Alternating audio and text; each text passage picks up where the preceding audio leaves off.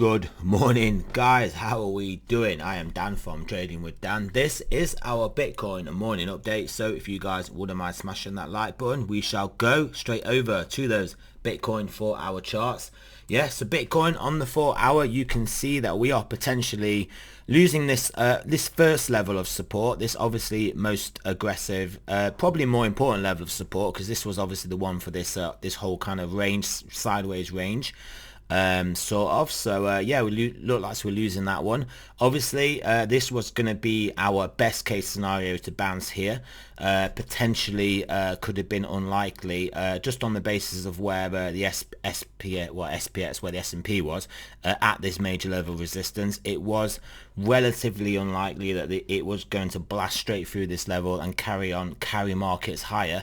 So it is having a bit of a pullback. So obviously similarly, Bitcoin's having a bit of a pullback here, but that is not that much of an issue, because we do have this other level of support here, and anywhere at here, in here, or above here would be a nice higher low relative to this low here.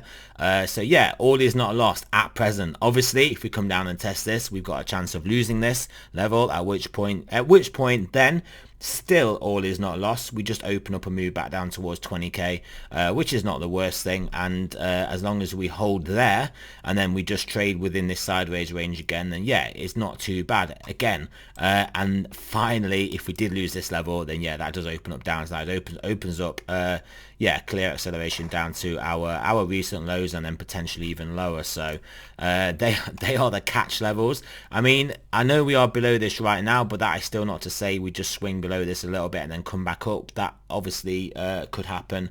But yeah, as long as we stay above here, then we are still looking particularly good. But yeah, again, stocks as we just looked at, having a bit of rejection here, which is to be expected. So do we kind of hold at roughly the level right now, or are we going to come back and test somewhere lower? Numerous levels we could come down to that are not as deep as this support here, but even as deep as this support as a back test, and even if we trade sideways in this range for a little bit, it wouldn't be the worst thing in the world.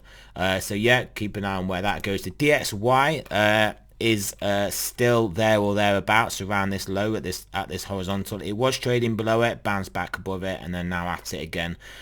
So if this does continue down, then yes, we should see a decent move, but this could be a bounce level here, so we'll have to keep an eye on that. The 10-year though, the 10-year is fully and formally breaking below this support now. Obviously the head and shoulders was kind of at a slant, so we were fully below that anyway, but the actual fully horizontal level, we are below that now as well. So realistically, like I've been saying, targets below 2%, growth stocks potentially catches the bid, crypto potentially catches the bid.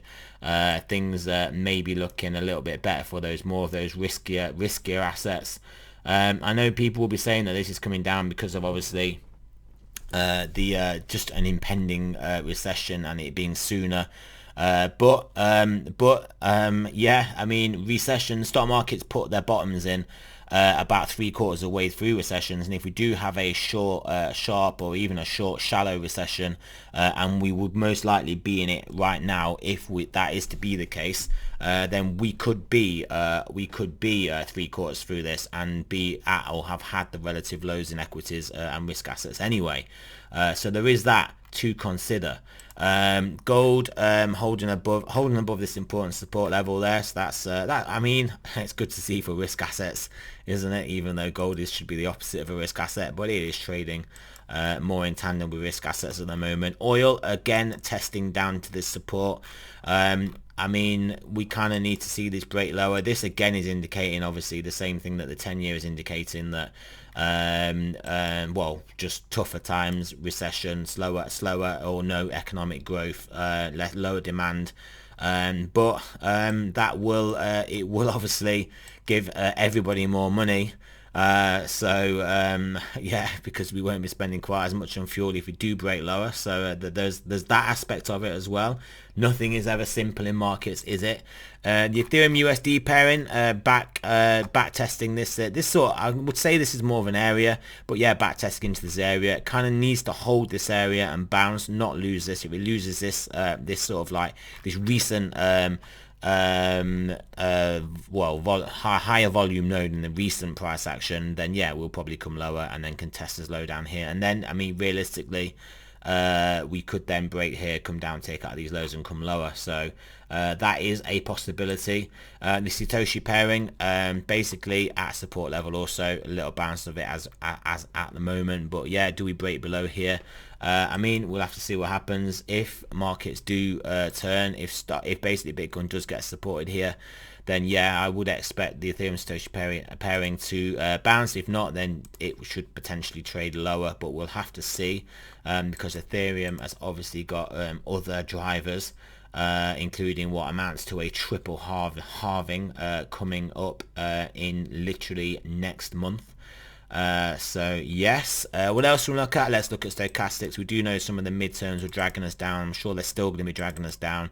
4 hour is getting low, but still pointing down. 8 hour down, room to run. 10 hour down, room to run. 12 hour down, lots of room to run. Daily looking to turn down here as well. Buy daily looking to turn down, and then just the higher time frames are obviously looking fine. So that is clearly not to say that we can basically come down and test even as deep as that as this support here, and then we would hope to get then at least get a bounce on the higher time frames.